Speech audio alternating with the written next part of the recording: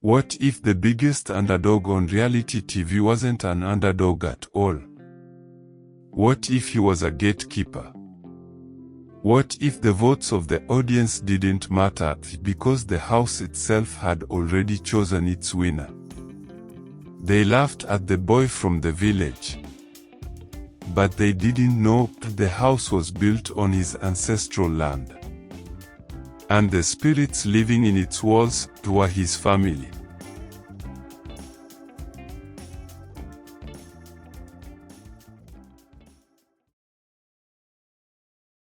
This is not a story about fame. This is a story about a reckoning. A tale of ancient soil crying out against the concrete poured over it and the one boy who could answer its call. In a small riverside village in the Niger Delta lived a young man named Chidi. Chidi was quiet, thoughtful, deeply connected to the old ways his grandfather taught him. He knew the names of the spirits in the trees, the secrets of the river, and the weight of the history buried in the red earth. But to the outside world, he was just a poor village boy. His ticket out, his one wild dream, was Big Brother Naija. Against all odds, he was selected. His grandfather, Papa Hugo, a man whose eyes held the wisdom of 1,000 seasons, gripped his shoulders before he left. "Chidi, listen to me," the old man said, his voice grave. "The place they call Lagos, where this Big Brother house stands, our people once lived there. It was sacred ground, a meeting place for the Alusi of the land. When they built their city, they did not ask permission. They simply buried our shrines under their concrete. The spirits there, they are not at peace. They are hungry. They are lonely. If you go there, you must be careful. Do not forget who you are. The land remembers its children." Chidi nodded, but his heart was soaring. He saw this as his chance to prove that a village boy could win. To show them all. He entered the Big Brother house. And from day one, he was an outcast. The other housemates were city-savvy, glamorous, and ruthless. There was Toby, the sleek Lagos hustler. Neka, the beautiful, skilling influencer. And Kemi, the sharp-tongued lawyer from Port Harcourt. They took one look at Chidi's simple clothes, his quiet demeanor, and they saw a joke. "Bro, did you bring yams from the village?" Toby mocked, getting easy laughs. "Are you going to sacrifice a chicken for us to win the task?" Kemi sneered. They called him Bush Boy, native doctor, and laughed when he tried to join their conversations about foreign brands and nightclubs. The viewers online echoed the sentiment. The hashtag Bring Chidi Home trended. He was at the bottom of every poll. He was invisible, the ghost in the brightly lit house. But Chidi felt something the others didn't. A presence. A low hum in the walls, especially at night. A chill in certain corners of the garden. He would sometimes catch a flicker of movement in a reflective surface, not his own reflection, but something older watching him. He remembered his grandfather's words. The land remembers its children. He was not alone in this house. The first sign came during a live eviction show. The tension was high. Chidi was nominated alongside Neka. The host was about to announce the results. It was certain Chidi was going home. But then the lights in the house flickered. A deep guttural whisper, like stones grinding together, echoed through the speakers as he stays. The broadcast cut to a frozen frame for a full 10 seconds. Panic erupted in the control room. When it returned, the host, flustered, announced that due to a technical error, the vote had been recalculated. Neka was evicted. Chidi was safe. The housemates were stunned. The public was confused. Chidi simply looked at the wall behind the camera and gave a slow, almost imperceptible nod. This was the rhythm of joy. The initial, miraculous benefit. He had an ally.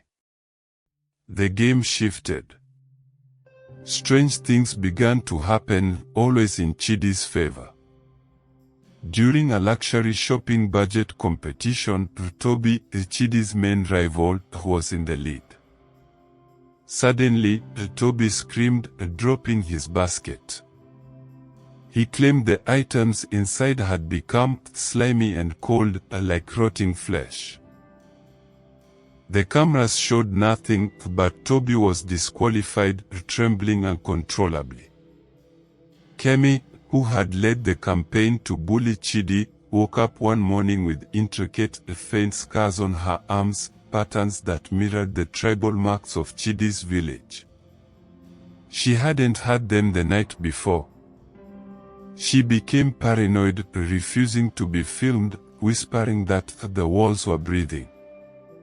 The consequences escalated from the bizarre to the horrific. A party was thrown in the house. Music blared. The housemates danced, forgetting their fears. Toby, emboldened by alcohol, decided to mock Chidi one last time. He grabbed a microphone. "Yo, bush boy. Why don't you ask your village spirits for a dance move? Oh, wait, they're too busy chasing chickens." The music died instantly. The room plunged into a cold silence. Toby's smile vanished. He tried to speak again, but no sound came out. He clutched his throat, his eyes bulging. Then, a new voice, deep and layered with ancient dust, spoke through him. "You dance on our graves.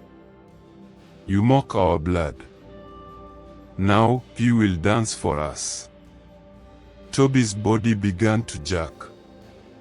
His limbs snapped into rigid, unnatural positions. A grotesque, marionette-like dance. His bones popped. He danced until he collapsed, foaming at the mouth, whispering about tall shadows with fire in their eyes. He was medically evacuated, never to return. The house was now a prison. The audience was no longer watching a game show, they were witnessing a haunting in real time. Chidi was no longer the joke. He was the unspoken king of a kingdom of ghosts. The other housemates looked at him not with pity, but with primal terror. They knew. He hadn't done this to them. But he had allowed it. He was the conduit. The finale night arrived. Only 3 housemates remained, Chidi, Kemi, and a gentle, kind-hearted man named Sigen who had never wronged Chidi. The winner was to be decided by a final public vote. But as the host prepared to announce the results, the entire studio went dark.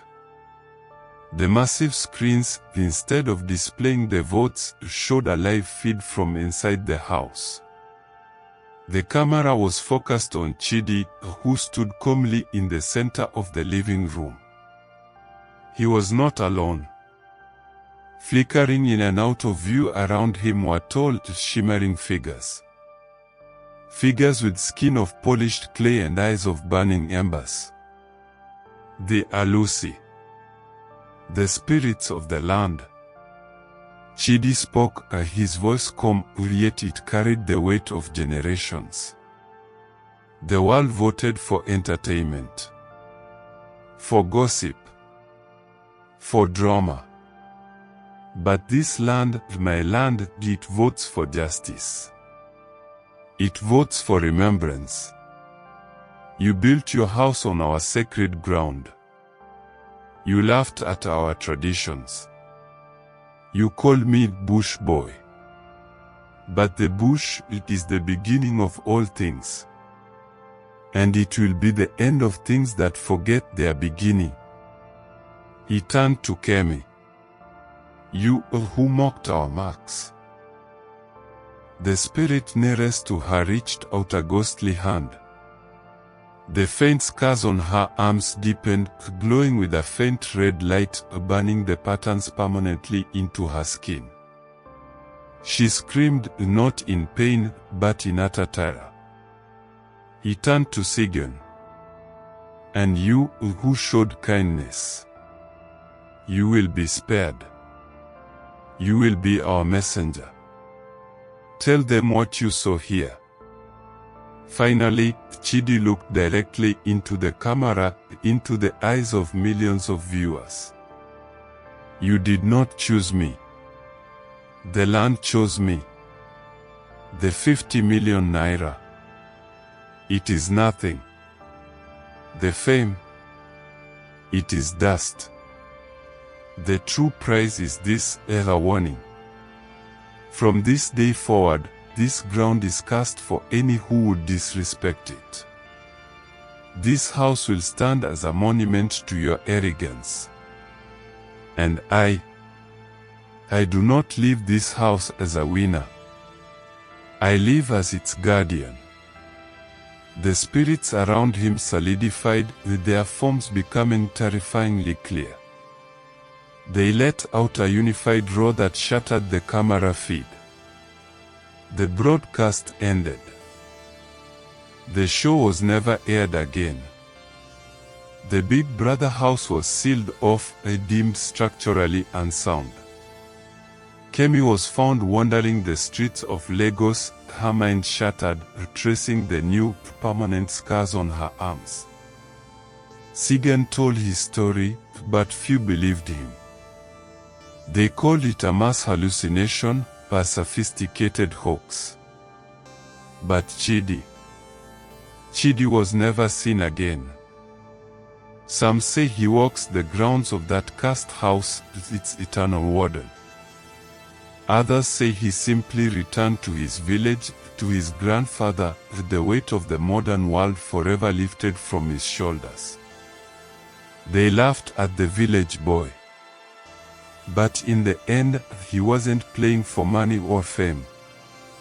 He was playing for the very soul of the land beneath his feet. And the house, in the end, didn't just choose him. It obeyed him. What do you think? Was Chidi a hero reclaiming his heritage, or did he become a vengeful monster, wielding a power he never should have unleashed? Let me know in the comments below. His story is a dark lesson for a modernizing world, that the past is not dead, it is merely sleeping under the concrete, and it can awaken with a fury if you scorn its children. Don't forget to subscribe to Safari of Tales and hit the bell icon so you never miss another journey into the heart of modern darkness. Until next time, remember where you come from.